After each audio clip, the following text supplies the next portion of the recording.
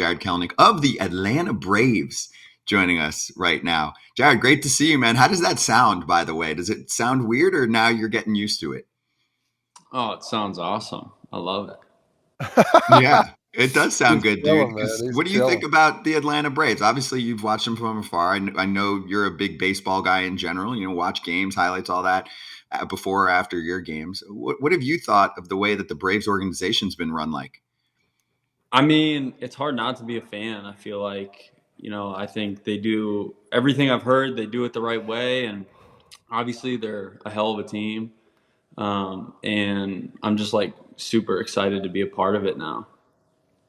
Let me ask you this. First time I met you, do you remember where we were? City Field, baby. City Field, bro. Before you were in Mariner, you were actually a Met.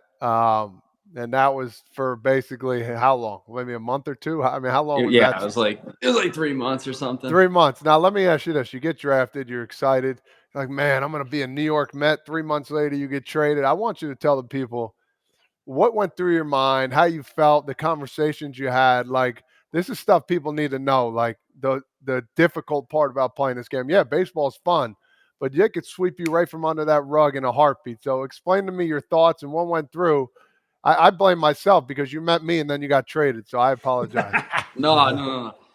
Well, it was crazy because I remember when I was with New York, they had me go out to Florida for this it was like all the guys that had just gotten drafted. There was a camp or something, and all the coaches and stuff. We were down there, and one of the nights we had all went out to dinner, and we were at dinner, and I remember looking up at the TV and it was like breaking news, it was just at it was announcing that there was a possible trade, and I kept seeing my name up there, and I'm looking around at everyone at the table, like, is anyone else seeing this?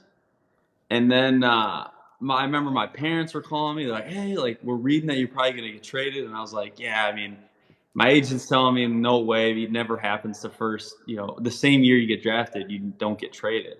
So I was like, just don't worry about it. Well, then I remember I flew home the next day, and it was everywhere that it was going to happen. And I was like, I think this is got more traction than we believe.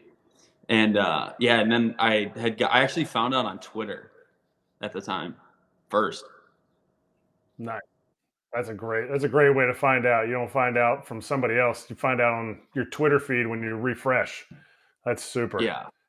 What could you have done differently in your long stint with New York, but mostly in your Seattle stint? What could you have done differently to be more successful, to stay there longer? But on that same hand, what could they have done differently for you, both organizations? Yeah, I think one thing that I feel like I could have done a better job of was is probably controlling my emotions better. I mean, obviously, I had the um, the cooler incident, but that's definitely something that has completely changed not only my baseball career around, but just the way I view my life now. So as bad as that was, it was great. But I would say the biggest thing is understanding the things that I can and can't control a little bit better. I think that when you get drafted, everything kind of happens pretty fast, and it did for me. I got drafted in 18, went through 3 levels in 2019. 2020 was a wash, and then I was up in the big leagues in 21. And so everything kind of, just happened so quickly, and I was always just looking forward to getting to the big leagues. And as all of us baseball players are, you dream about that, and that's what you work for every single day. And I don't think I did a good job of truly being where my feet were and enjoying where I was, regardless if it was Little Rock, Arkansas, or Chicago, Illinois. And that's something that I look back on that I wish I would have done a little bit better of, was just enjoy where I was at and enjoy the people that I was playing with. Because I mean, Seattle from top to bottom, the guys over there, the players, they're my homies. They are some good people. And then the second half to that question, I don't know. I just, when I was over there, I just never felt truly like myself. And that's not like fully to blame on that organization. Like, you have a choice at the end of the day, and of who you want to be. And I think that my time there was a lot of things that I needed to learn, and I just don't think that. I just don't think when my time with them, I wasn't the role that they had me in, or whatever, what they were trying to teach me, just wasn't. I wasn't in the right place to hear it, I don't think. Let me ask you this. That's some deep stuff right there, bro. And it takes a tough man to even explain that and get that off their chest, because it took me a while to figure it out too. Taking those 0 for 4 days, and yeah, the boys are gonna go do something. I don't want to do something, man. Because of how I played or whatever happened. I'm not saying it was just an example. I'm not saying that's what you did. But my next question to you, didn't you had an 0 for a lot during your early career, right? It went, what was that, 0 for what? I don't remember. I don't even remember, but like Yeah. I think it was like 40 something. Yeah. So I had the same kind of thing. I was 0 for 31. I was about to break the Cincinnati Red record my second year playing baseball. Dusty Baker brings me in, the manager. He says, dude, they're looking for a new third baseman. I said, holy shit. I said, okay, what's next? He goes, you need to step up. I ended up doing well after that. But there's always that moment in your career where it's like eye opening. And, for you, there was a couple of them. And, how did you deal with something like that? And you got sent down, right? If I recall, and then you had to work your way back up. That's a tough thing to do. Talk to us about that a little bit, and who you talked to, and what you tried to do to get back on your feet there. Yeah, I mean, I I was in a terrible spot, like going through that. As a young guy, you get to the major leagues, and I believe that it isn't until you get there where it's like it's kind of an intimidating thing. A lot of the guys you're playing against now, you've seen them on TV, you've heard about the stuff they've done, you hear about the money that they're making. Like, it's just all that stuff adds into, and it creates like a lot of individual distractions. And so for me, I remember when I went through that, felt like my whole life was falling from underneath me. And I actually, um, like, it took me a while, I feel like, but once I got to a place that when I was ready, I started to lean on kind of my family, a psychologist as well, to kind of just better my thought process and the things that I was thinking. And this didn't just happen right after that 0 for 40 or whatever. Like, it took me about 2 years to get to a place where I was like, I gotta get better at this, because I work my tail off in the weight room, in the cage. I mean, you guys know the day to day stuff that it takes to be a Major League Baseball player, but I never felt like I put enough work into you know my thoughts and like kind of what I wanted to do and who I wanted to be. And so, like, all of those little things, like the 0 for 40, I want to say it was 0 for 41, but it could have been 0 for 49. I'll just say that.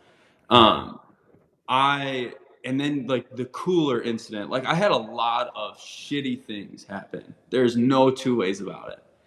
But like, I felt like I got to a place where I started to like dissect those things from afar, and I started to like pick up positive things that came from them. And that didn't come from me. Like, that came from just like working with um, you know, professional and people in general. And so that was one of the things that, to answer your question of how did I like get back up on my feet, I tried to like, it's all about like how you look at things, because stuff's going to happen in life and it sucks. But like, if you can look at it through a positive lens, I think it makes you a lot happier. 0 for 42. If you were wondering, we just solidified it. It was 0 for 42. I know if I said 0 for 41 and it was like 0 for 48, people are like, he's trying to I like that. not make it seem so bad.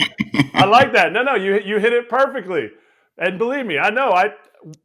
1 year I went to 2 different teams and started 0 for 15 with both teams in the big leagues. That's a quick way to get yourself fired. All you did was get yourself traded to a World Series team later on in your career. My question is, which are you closer to?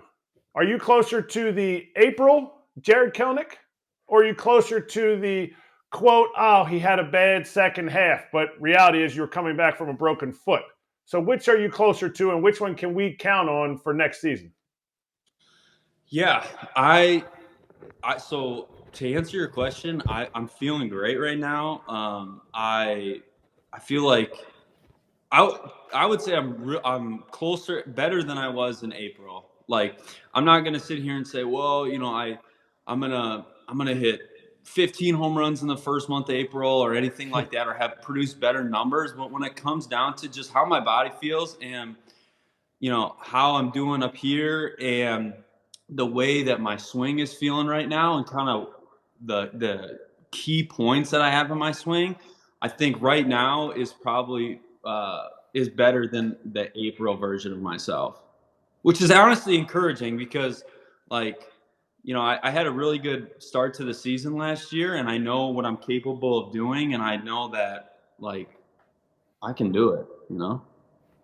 Yeah, you definitely can do it because you proved it. Not just like, well, he's a prospect who has all this. You've done it. You've proven it. And Yeah. now, go ahead. Go ahead. No doubt. Like, I have done it, but it's like I'm now it's like, well, you got to do it consistently. Like, I haven't had the true, I don't believe anyway. I haven't had a true, like, I haven't had a season yet that I know I'm capable of doing for 162 games. And one of the things I'm really looking forward to is now being with an organization that is truly going to allow me to do that. And like, it's definitely refreshing to have that sense of communication. And but no, like, I don't want it to go like unsaid. Like, I got to go out and earn it too. Like, I got to go out and compete, and I got to produce. That's the name of the game, and I'm going to go and do that. And you're in a lineup that already has a bunch of studs. How much does that feel like a weight off, or does that feel like, oh, I gotta be as good as these guys have been for their entire career, joining a lineup with 3 to 4 MVP candidate hitters every day that they're playing in that lineup? Yeah, it's so exciting for me because, like you just said, to be placed in a lineup with those type of horses is definitely going to be super fun for me, because I love to learn, and I'm really interested to kind of just sit back and watch what they do, ask questions along the way. But then also, I think it's important for me to, the things that I maybe pick up on, whatever they do or say, I kind of implement it into who I am. I'm not going to go there and I'm not going to try to be like Ronald Acuna. I'm not going to go there and try to be like Matt Olson. I'm not going to go there and try to be like, Austin Riley. Like, I'm just not going to do that, because then I'm like setting myself up for failure there. And they're their own players, and that's what makes them the best in the game. And I know what I'm capable of doing, but if I can learn from those guys and able to, like, be the best version of Jarred Kelenic that I can be, then that's right where I want to be. And I know it sounds like so cliche, because like I've heard that from so many different people, but like I truly believe that as long as I go into this experience and this journey with this team about, like, it's okay to listen and ask questions and pick things from them, because they are super successful and they're one of the best to do it. But like, I got to be my own player at the same time. That's what's going to make me great. So what was that phone call like with Alex Anthopoulos and anyone else that you want to share with Atlanta, Jarred, when you end up getting traded? Because Anthopoulos is one of the best interviews. He's real. He doesn't do the vanilla stuff like some of the GMs do. And he said this was the only prime position player that Atlanta was targeting this offseason. That's how highly they think of you. And obviously they're pretty set at most positions. This was the one spot that they were looking at. So what was that combo like? And what did he say? Because it didn't sound like he said right off the jump, like, oh, we have all these changes. He's like, we just want him to be him here and see how that goes. Yeah.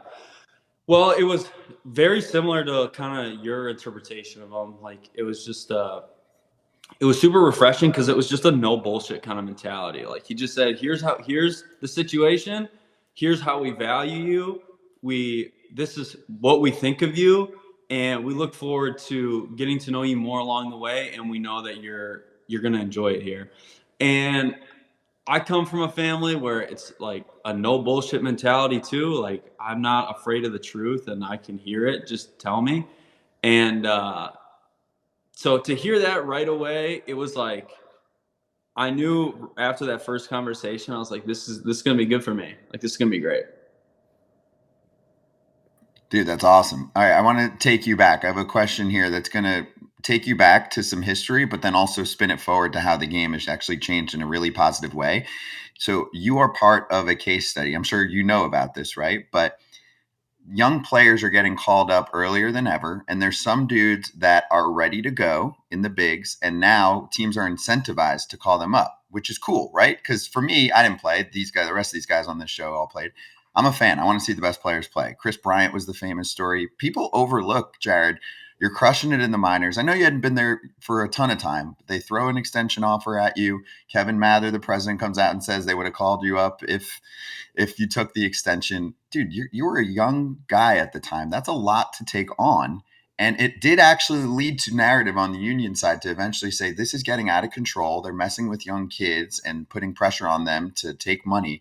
And so now we did see some rule changes in the game. So I don't know how much you remember from that, but is it at least cool to see that you were part of a system that eventually did change? Just like free agents, right, of the past. So you always hear from the older guys, like, we fought for you guys. You didn't even have to, quote, fight, but you were part of a case study that led to a better game now.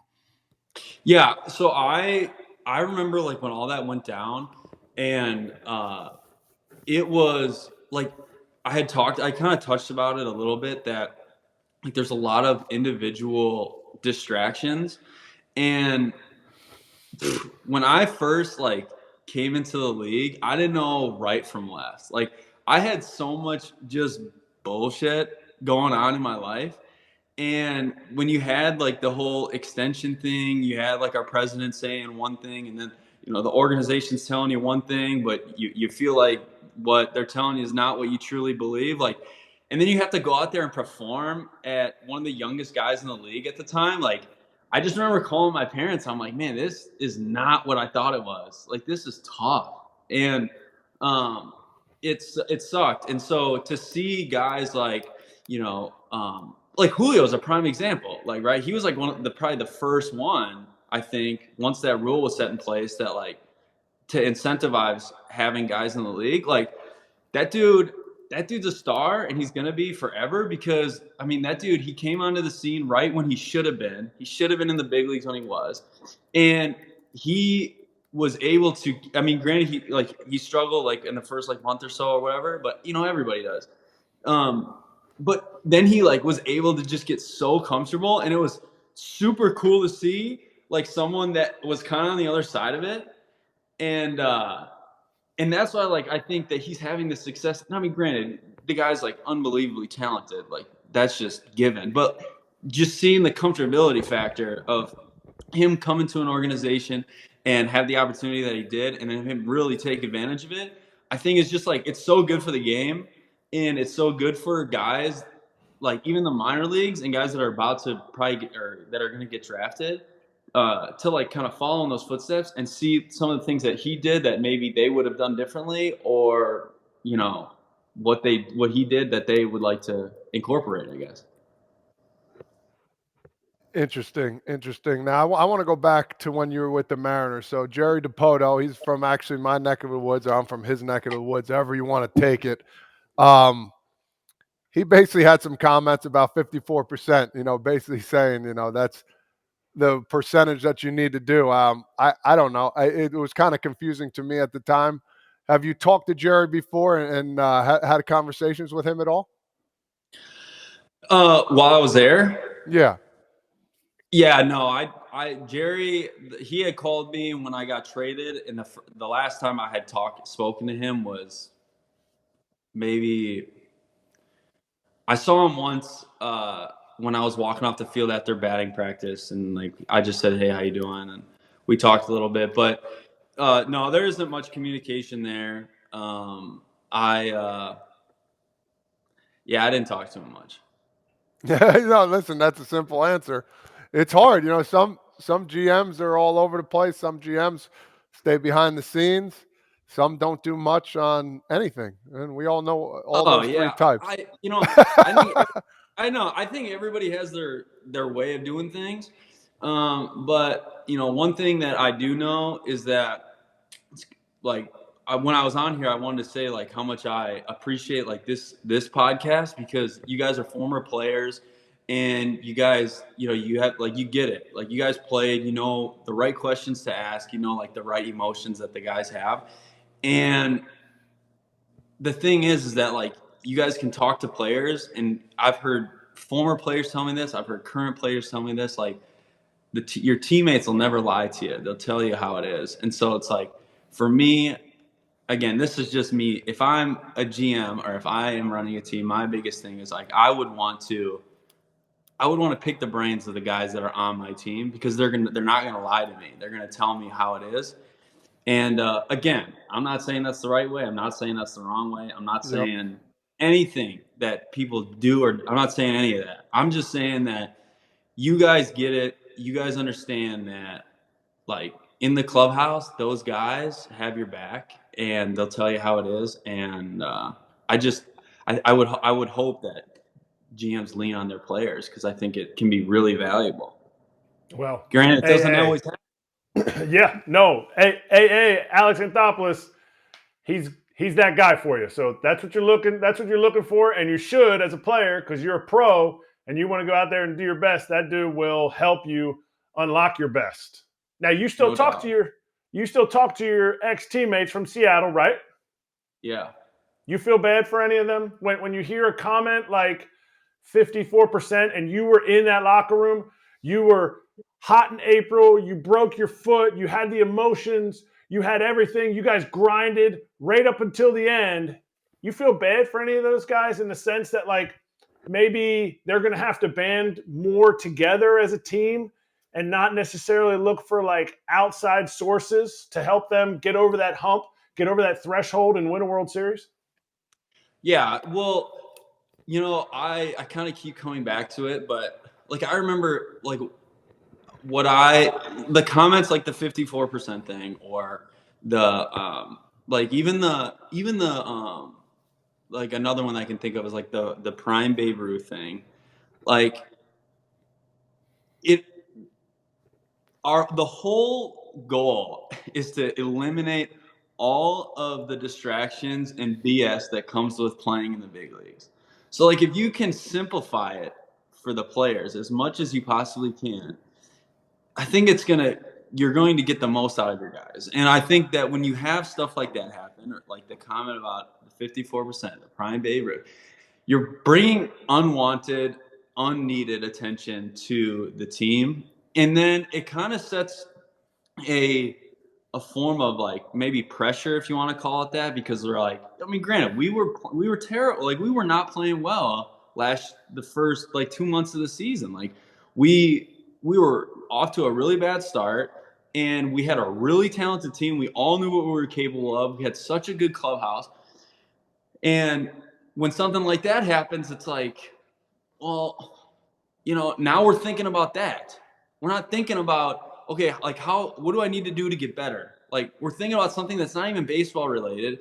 And, again, who am I to say what should be said and what should be said? Like, I just think that what I feel bad for is for like the guys that are playing with, that unwanted attention. Like I know those guys. Like they don't want that. They want to come in and they just want to play baseball. Like every single guy wants to play baseball. Like we all love the game. We don't want to deal with the bullshit questions about what was said. And Jarred, that's spot on because I can tell you this being part of the media, and it's not like, I worked for the league for a long time for their media. It's not like my job is to go in there and be annoying and trying to get some salacious story. But at the same time, the first question every single Seattle Mariner is going to get in spring training. They're going to get asked about those comments. So that's what you're talking about, where they want the first question. If there was nothing to kind of pick on, they want even their off season's kind of weird, right? Even that, like, that's not the same in terms of an obligation. a media member is either going to be like, hey, what'd you work on? And, kind of the fun, good stuff. But now they all are going to go to them for the first day and be like, 54%, your thoughts. Like it's going to stick. It creates a really negative mantra. Yeah. And like, you just don't, as a organization, as a team, like that's just not, you're wasting your energy on something that isn't focusing on winning the game and like winning a championship. You like, if everyone's not swimming in the same direction, you're not going to win. Like I know it's not that black and white, but it kind of is. Like if you focus on just doing your job and what do I need to do to be the best baseball player and probably the best teammate that I can be, as long as if you have an entire clubhouse of guys doing that, like those are the teams that win. No doubt.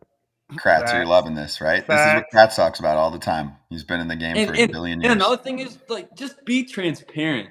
Like I can't stand like the bullshit. Like just be transparent, Just say how it is. Like coming from the guy that got traded 2 months into signing, man. I mean, shit. He was ready to go right after that. He understands. This is crazy. Yeah, I just like I love transparency because then it's like it's a respect thing, and us baseball players, as much as like we hate to like admit it, we understand that it's a business, but at the same time, like you have like there's so many like good, well-rounded dudes that can handle that stuff, and I think it would just make the game so much easier if it was just transparent, That's why some of the older managers have become in vogue again, because they're more real and they'll just sit you in the office and be like, here's the deal, dude. I'm only going to platoon you. Or, hey, you're not hitting well right now, so I got to sit you, versus we'll see. And then you show up and you get a surprise in the lineup. Right, Kratz? I mean, that's why some of these guys, he's about to join one here too, right?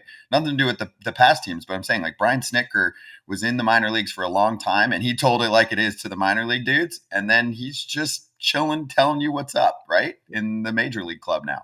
And I think go ahead. Oh, sorry. No, go ahead. I just think that like I was like reading this book before and they talk about how just consistency and transparency is like, as a parent, is like one of the most like important traits to have. And so like if you look at a manager or a head coach of a team, like you're a parent of 26, however many guys, right? It doesn't even matter the sport. You're setting the example. You're setting the bar, everything. And so if you are just consistent every single day when you show up to the ballpark, you're transparent, the guys know what they're going to get every single day. It's the same schedule every single day. It's a new city every 3 days. It's the same game. But when you have the inconsistency and the lack of transparency, it creates a lot of anxiety and stress for the guys. And then you're not getting the most out of your players. And so it makes it that much harder to perform. And like you guys know, like the game is tough. It is so tough. So like it's just being real. Yeah, I love it, dude. And it needs to be talked about more. And we talk about it a lot. So let's finish with this on the Braves side. Okay. So you're going to play in the outfield with Acuna. Chris Sale just got traded to the team. We know all the big names. Who are you most excited to meet or say hi to, have a dinner with, spend some time in the clubhouse? Or, I know you don't want to necessarily pick favorites. Just somebody you're curious to have a conversation with that you've been looking forward to talking to. Pick favorites. You can pick favorites. It's okay. Be real. It's not like you're going to offend Albies if you're like, I want to talk to Acuna first, Don't say Chipper Jones either. Go ahead. I'm really looking forward to being teammates with Matt Olson. I've had some conversations with him at first base when he was in Oakland, and even when he was with the Braves, we played him last year. And I only know him like to that extent. I haven't gone out to dinner or anything like that, but I've heard nothing but great things. He is one of the best in the game, and I'm really looking forward to lacing up the cleats and be on the same field as that guy. I like that. Yeah, that dude's a keeper. And they knew that really early on. Well, Jarred, thanks for the praise for the show. Obviously, we've been looking forward to having you for a while. This was kind of perfect time and getting settled in with the new squad here in the off season. So we appreciate you. And I'll say this, and I'm sure Kratz will probably follow what I'm saying, but when you come on and you talk like you just did, the way you do for 20 minutes, it relates with fans too. And, you know, I know obviously we don't take up anyone's time too much. Talk to like a guy for maybe a few times a year. It helps for people to resonate, probably change someone's perspective. That's a young player, right? Kratz, you say this better than I do, but you know what I'm talking about. Just be real, dude. You hit it so, you articulated it so well. Just be real. And sometimes being real is different. My real is different than your real, but I didn't go through the things that you went through. I lived close to Waukesha.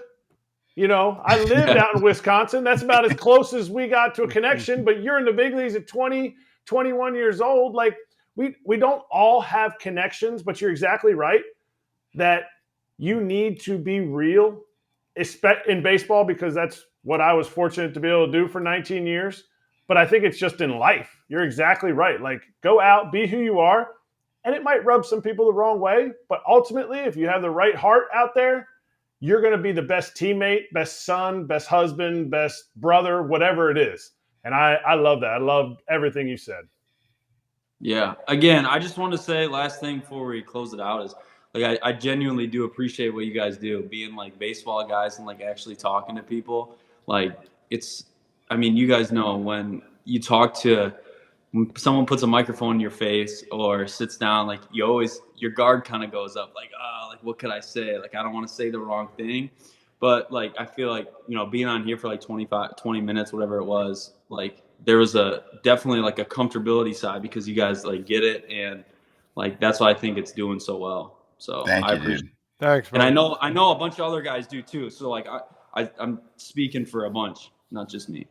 I gotta also say, I meant to say this at the beginning, dude. Big flex by you on the whole background too. By the way, like, yeah, dude, got the feng shui.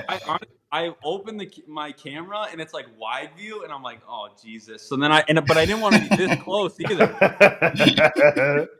Hey, big flex. Hey, flex Dude, has that's happened. perfect. Yeah, Flex it has looks happened.